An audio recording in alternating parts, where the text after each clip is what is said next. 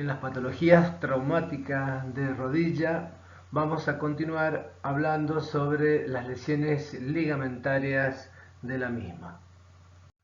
Para entender la fisiología y la fisiopatología de este tipo de lesiones de partes blandas debemos hacer una reseña anatómica.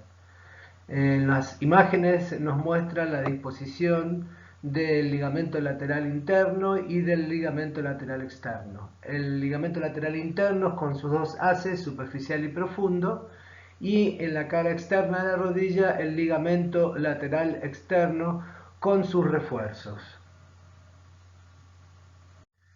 Acá en estas imágenes que muestran la cara interna de la rodilla, vemos el principal estabilizador, que es el ligamento lateral interno, y como habíamos dicho, con sus dos haces, el superficial y el profundo.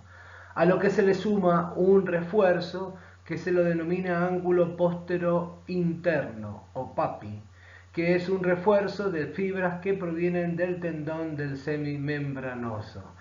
También acordémonos la relación íntima que tiene el haz profundo del ligamento lateral interno con el menisco interno. En estas imágenes tenemos una vista externa de la rodilla con el principal elemento estabilizador externo, que es el ligamento lateral externo, que también tiene una zona de refuerzos dado por una estructura llamada ángulo póstero externo o PAPE, que es una zona de refuerzo capsular por fibras del tendón del popliteo y del bíceps crural. Hay otras estructuras que están anexas al cuerno posterior del menisco externo que se denominan ligamentos meniscofemorales, con el nombre propio de ligamento de Hambre, el que va por delante del ligamento cruzado posterior, y ligamento de Reisberg, que va por la cara posterior del ligamento cruzado posterior. Acá observamos otros estabilizadores externos que actúan en forma secundaria junto con el ligamento lateral externo, como es el bíceps y la fascia lata con la bandeleta iliotibial. Acá en estas imágenes que nos muestran estos preparados anatómicos, vemos una vista anterior y posterior de los ligamentos cruzados. El ligamento cruzado anterior, que va de la espina tibial hacia el cóndilo femoral externo, y el ligamento cruzado posterior, que va de la parte retroespinal de la tibia al cóndilo femoral interno. Todas estas estructuras ligamentarias que hemos estado repasando son los estabilizadores en los diferentes movimientos de la rodilla. La estabilidad anterior está dada fundamentalmente por el ligamento cruzado anterior. El ligamento, es el estabilizador primario, el más importante de la rodilla. Cuando su estructura no está indemne, cuando su función no se cumple, es decir, cuando hay una insuficiencia ligamentaria del cruzado anterior, eso hace que la tibia se desplace en forma anormal hacia anterior. Esta falta de estabilidad lleva consigo lesiones secundarias de tipo meniscal o también ligamentarias junto con lesiones cartilaginosas por cizallamiento. El control de la estabilidad posterior de la rodilla está dada por el ligamento cruzado posterior.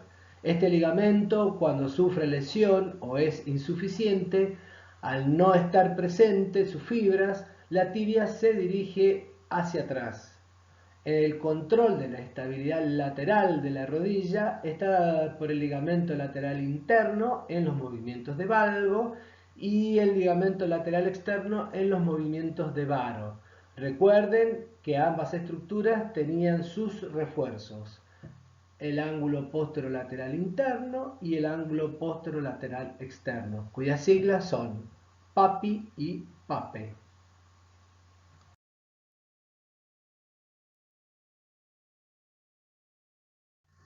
Este tipo de lesiones de partes blandas las denominamos distensiones ligamentarias o esguinces, en este caso en particular de rodilla. El tipo de lesión generalmente se produce en un grupo etario de gente joven por el tipo de actividad, generalmente deportiva, en donde los traumatismos que sufre la rodilla en general son por torsión o exagerando el movimiento de varo-valgo de la misma, con rodilla en semiflexión y en otros casos con rodilla en extensión completa. Como vemos en este diapositivo, las distensiones ligamentarias o esguinces pueden afectar a cada uno de los ligamentos de la rodilla o ser lesiones de tipo combinada, es decir, que afecten dos o más ligamentos. Para estadificar este tipo de lesión se establecen tres grados. Grado 1 leve, grado 2 o moderada, grado 3 o grave. El grado 1 simplemente hay distensión de las fibras sin ruptura.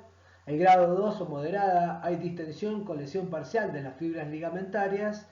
Y en el grado 3 o graves en donde hay lesión total o ruptura total de las mismas.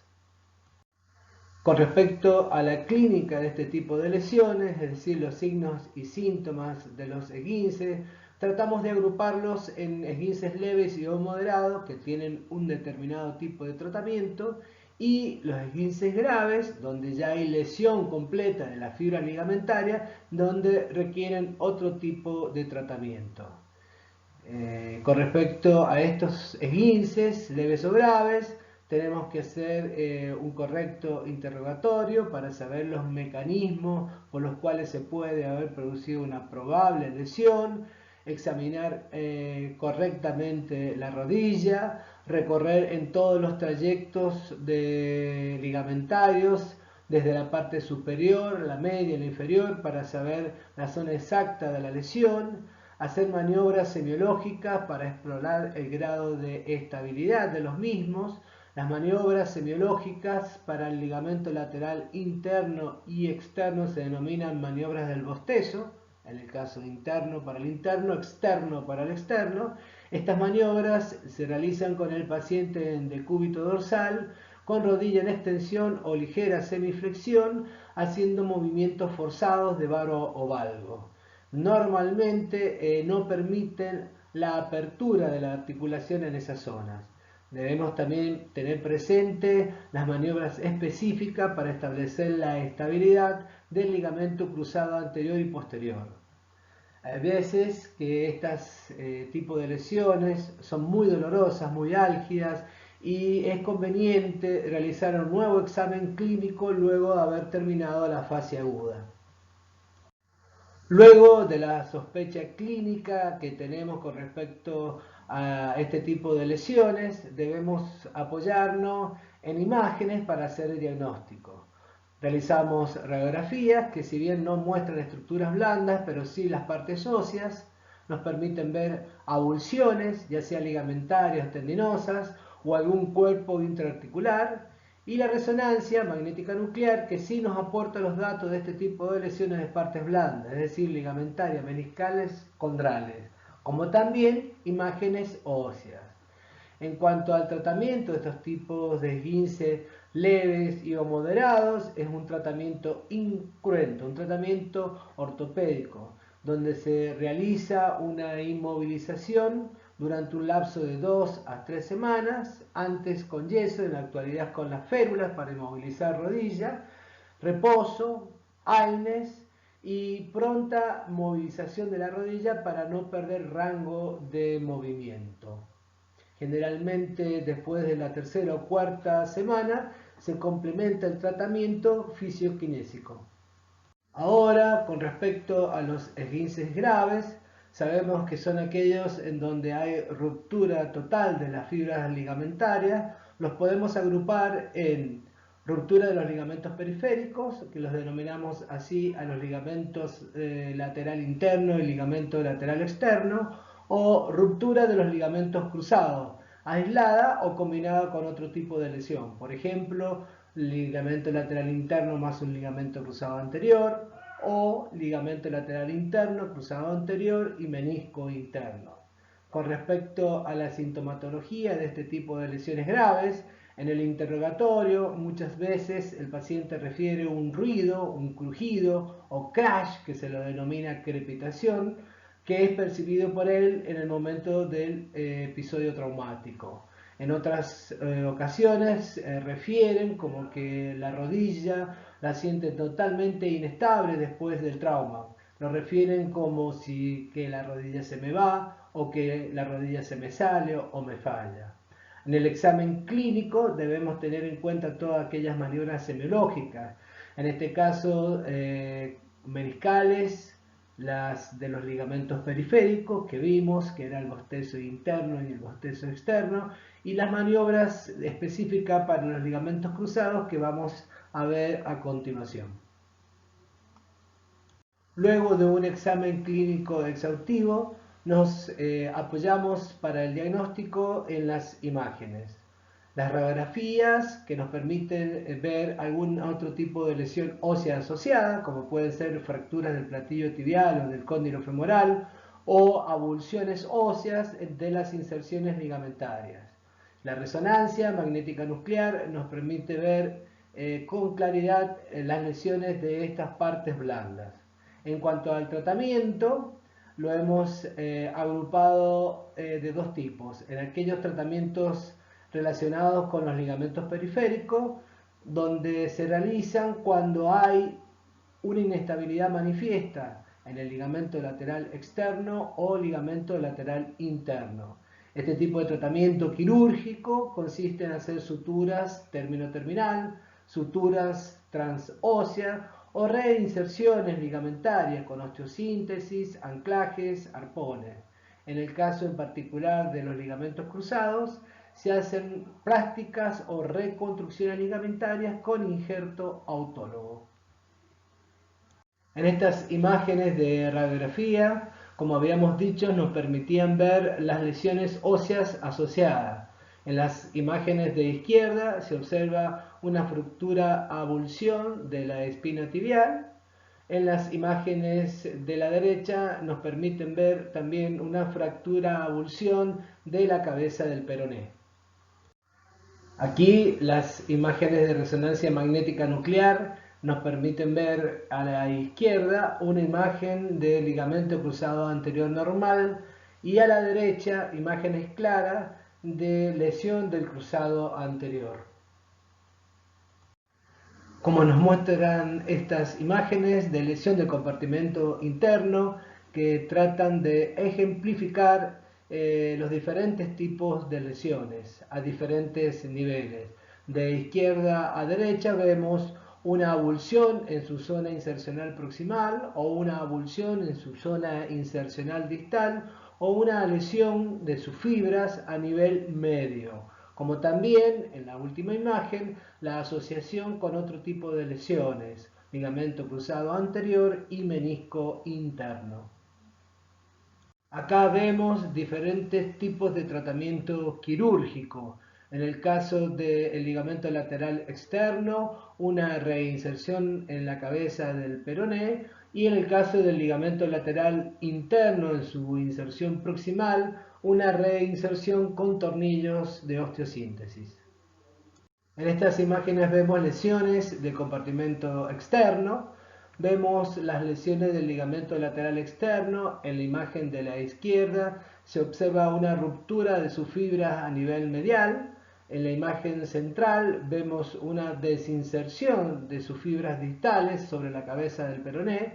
Y en la imagen de la derecha vemos la relación anatómica importante que tienen con el nervio ciático popliteo externo.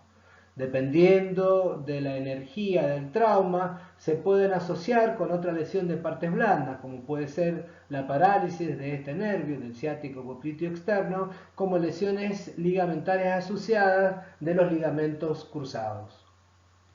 Acá vemos el tratamiento quirúrgico de las lesiones periféricas, es decir, de los ligamentos lateral interno y lateral externo, la fijación con medio de osteosíntesis en el caso de las avulsiones óseas, por ejemplo en el ligamento lateral externo en la cabeza del peroné, o las lesiones mediales del ligamento lateral interno con la sutura término-terminal. En las lesiones combinadas o lesiones multiligamentarias vemos una grave lesión con compromiso seguramente de varios de sus estructuras ligamentarias que se observa en una luxación de rodilla. Este tipo de lesión traumática son graves, existen luxación anterior, posterior o laterales, interna o externa, dependiendo la ubicación que tenga la tibia con respecto al fémur. Debemos pensar en este tipo de lesiones, la probable complicación neurovascular. Recuerden que detrás, en el hueco popliteo, pasan elementos nobles como son el paquete popliteo con sus vasos arteriales y venosos y el nervio ciático popliteo externo.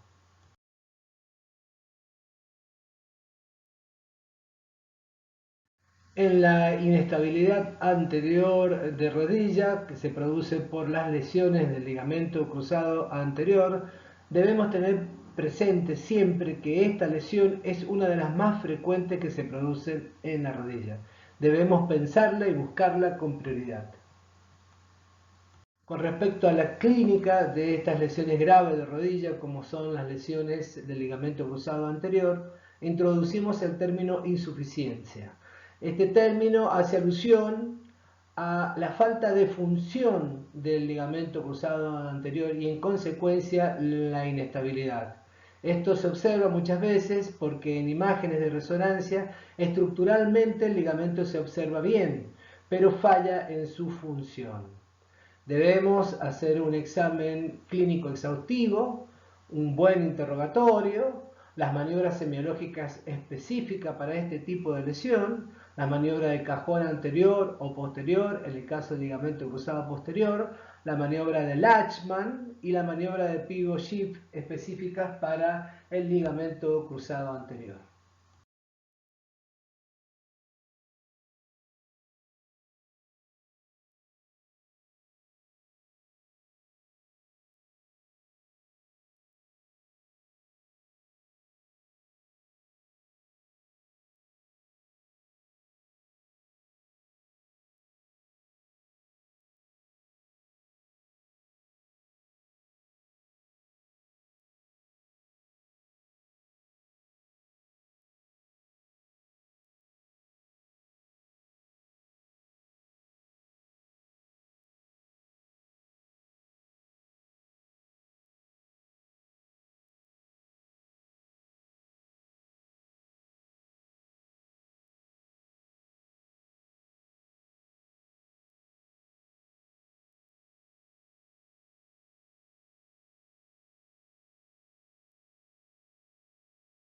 En estas imágenes vemos de nuevo la maniobra de Latchman. Recordemos, paciente en decúbito dorsal, con rodilla en semiflexión de 10 a 20 grados, una mano del examinador fija el fémur y con la otra mano realiza movimientos de anteropulsión que son positivas en el caso de lesión del cruzado anterior y de retropulsión que son positivas en caso de lesiones del cruzado posterior.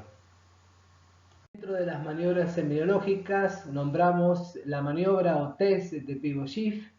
Este se realiza con el paciente en decúbito dorsal, rodilla en flexión de 80 a 90 grados. Con una mano el examinador realiza un valgo de rodilla y con la otra mano una rotación interna del pie. Al pasar de la flexión a la extensión de rodilla se produce un importante resalto. En este caso la maniobra es positiva. Los test dinámicos hacemos referencia a las radiografías dinámicas. A través de sus imágenes nos permiten observar movimientos anormales de la articulación de la rodilla. En las imágenes inferiores de la izquierda observamos un valgo y un varo exagerado, seguramente por lesiones del ligamento lateral interno y externo y acompañada seguramente alguna lesión de cruzados.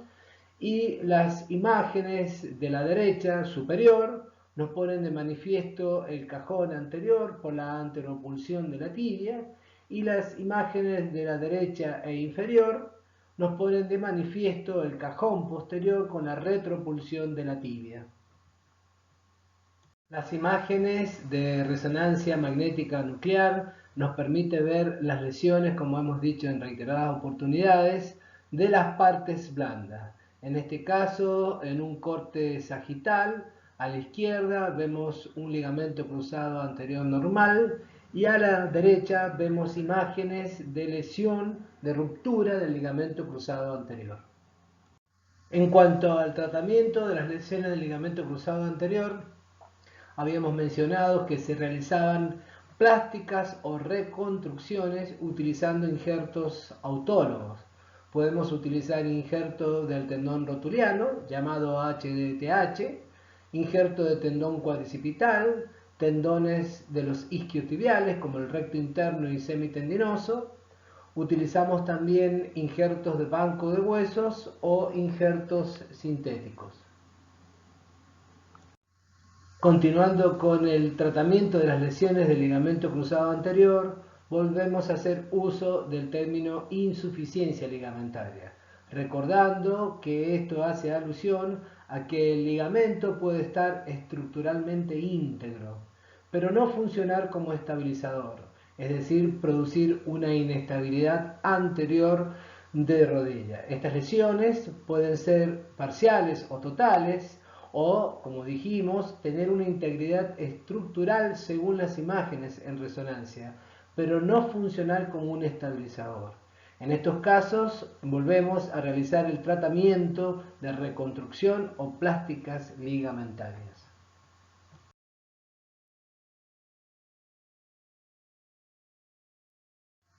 Las lesiones del ligamento cruzado posterior son las responsables de la inestabilidad posterior de rodilla.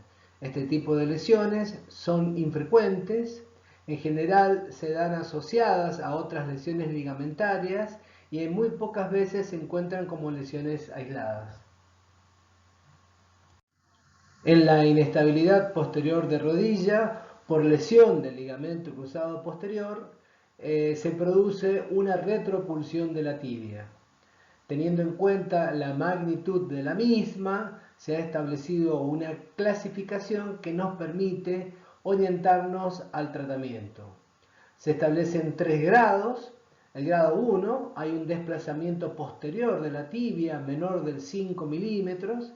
Generalmente estos pacientes son asintomáticos. En el grado 2, este desplazamiento oscila entre los 5 y los 10 milímetros y se subdivide en grupo A, pacientes asintomáticos, y en el grupo B, pacientes sintomáticos.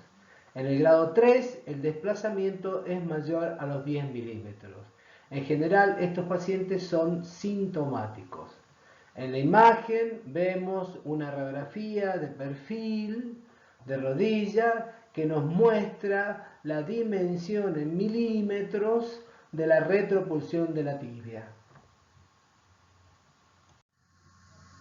Con respecto a la clínica de estas lesiones del ligamento cruzado posterior, la sintomatología en general es totalmente inespecífica. Los pacientes pueden referirnos discapacidad, que es la dificultad para realizar algún tipo de actividad, o incapacidad, en donde lo refieren como que no pueden realizar ciertos determinados tipos de actividades. Muy pocos pacientes refieren inestabilidad de rodilla. Pueden referirnos cansancio ante situaciones de bipedestación o caminatas prolongadas, dolor anterior o dolor patelar a nivel de la rótula o dolor posterior a nivel de la región poplitea de la rodilla. Con respecto a las maniobras semiológicas del ligamento cruzado posterior, tenemos acá en estas imágenes a la izquierda inferior el test de Ritter. Paciente en decúbito dorsal, con rodillas en flexión de 80 a 90 grados y que por acción simplemente de la gravedad se observa una simetría a nivel del tubérculo anterior de la tibia por la retropulsión de la tibia. Lo mismo pasa con el test de Godfrey. La diferencia está en que el examinador toma de ambas regiones calcáneas del paciente y la tibia, por acción de la gravedad, se va a la retropulsión. Y por último, en la maniobra del cajón posterior, también con paciente en decúbito dorsal, el examinador retropulsa la tibia. En cuanto al tratamiento del ligamento cruzado posterior, ya habíamos dicho que al igual que el ligamento cruzado anterior, se realizaban plásticas o reconstrucciones ligamentarias. Para tener en cuenta, en cuanto al tratamiento, habíamos hecho esa clasificación donde habíamos establecido diferentes grados. El tratamiento quirúrgico se realiza en el grado 2B, es decir, en el grado sintomático, y en el grado 3, donde el desplazamiento de la tibia posterior era igual o mayor a 10 milímetros. Se puede realizar este tipo de tratamiento mediante la técnica artroscópica en cirujanos entrenados. Al igual que los injertos son autólogos, similares a los del ligamento cruzado anterior, pudiéndose utilizar injerto de tendón patelar, injerto de recto interno o semitendinoso, allograft o injerto sintético o injerto de banco de hueso.